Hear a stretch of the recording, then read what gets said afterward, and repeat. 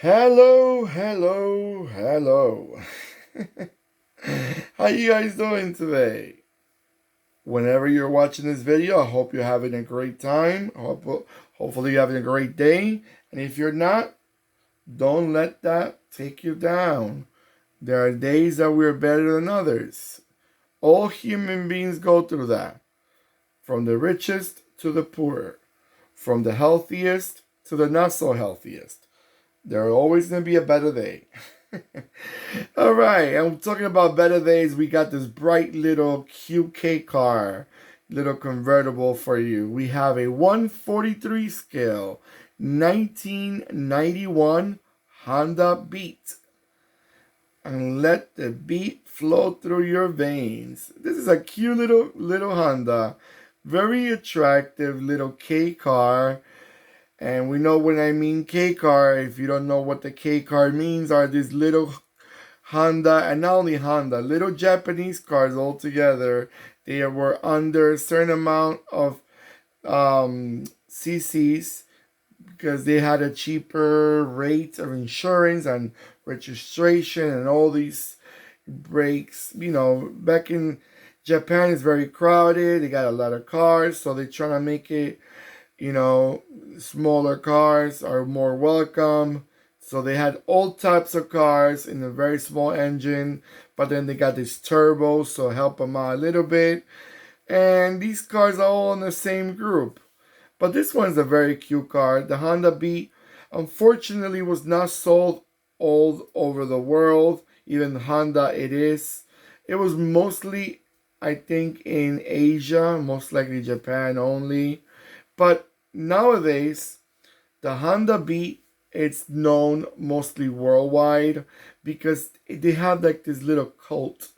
These little convertibles, they're especially from Japan. A lot of them that were not sold in other parts of the world, like like this Honda Beat or the Suzuki. I think it's called Cappuccino, and there's a few other models there. They were not sold, in other parts of the world, but we look at magazines, so we and we hear the internet. We look at the internet, so we get to see these cars, even though they don't sell them where you're living. You still know about them.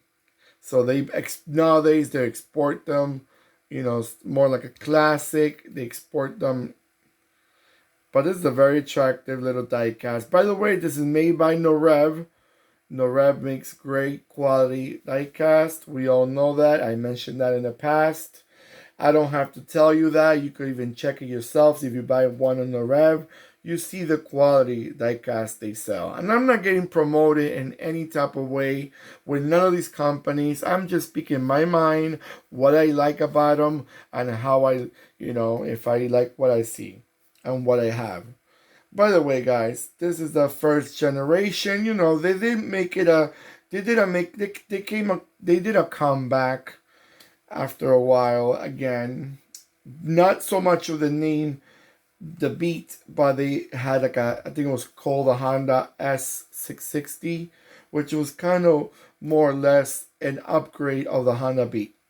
But going back to the Honda Beat, this one was made between 1991 and 1996. I guess, they kept it for 5 years. They said it's selling quite good. Why not keep it around? When a car is selling well, you want to squeeze the juice a little more about it. And these little convertibles, they're always very attractive. Who doesn't want to one day drive a convertible? And convertibles are that type of car that you may not live in a great weather country where you got the sun shining on you most of the time, but you still want to enjoy it whenever you have the sun.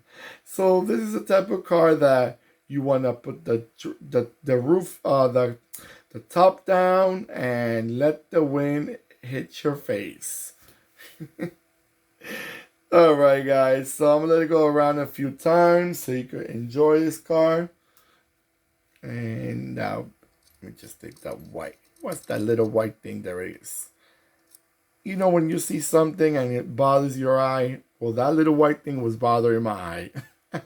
And then just share it with everyone.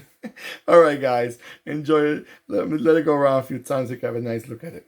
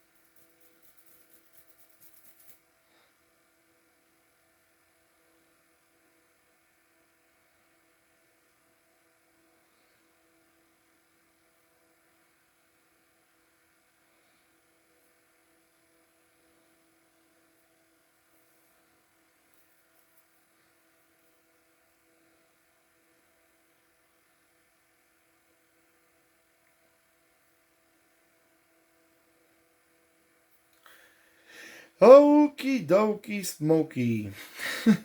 I'm back. Alright, guys. Have you ever had the pleasure to get to see one of these cars on the road? They're very attractive. I gotta say, they're very small. You can already notice it's a two-seater. They're very small in the shape. That's one of the qualifications they have to be a K car.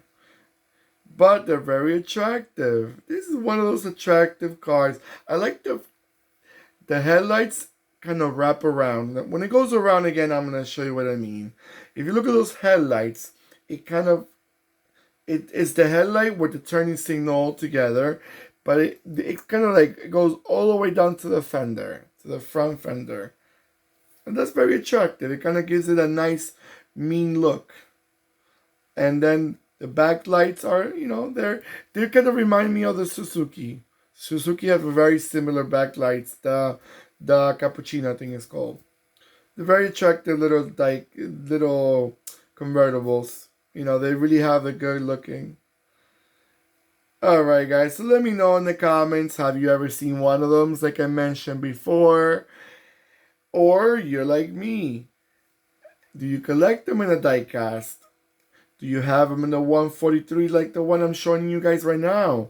Or, you're more into the bigger size. You like the 118, the 124, the 18. They got the sizes for everyone. It may not be the same model because I noticed in bigger size diecast, they don't have every model out there. They got only select models. But that's the main reason I chose the 143. I love how they come up with every model that you may think of. They mostly have it in a diecast, and I love that. And yeah, let me know what you guys think. If you're enjoying what you're seeing, please give me that nice thumbs up. It lets me know that you're enjoying the videos as much as I enjoy making them. You know what I mean? Because I love to notice that you guys are enjoying what you're seeing. Comment them. Let me know if you ever drove one of these. Goodness, that must be a nice experience. A little convertible, looks so practical. Let me know. And also, don't forget to click and subscribe. And click the bell next to the subscribe button, which will remind you when I'm posting more videos. Alright, everyone. Take care of yourselves, and I'll see you in my next video. Goodbye.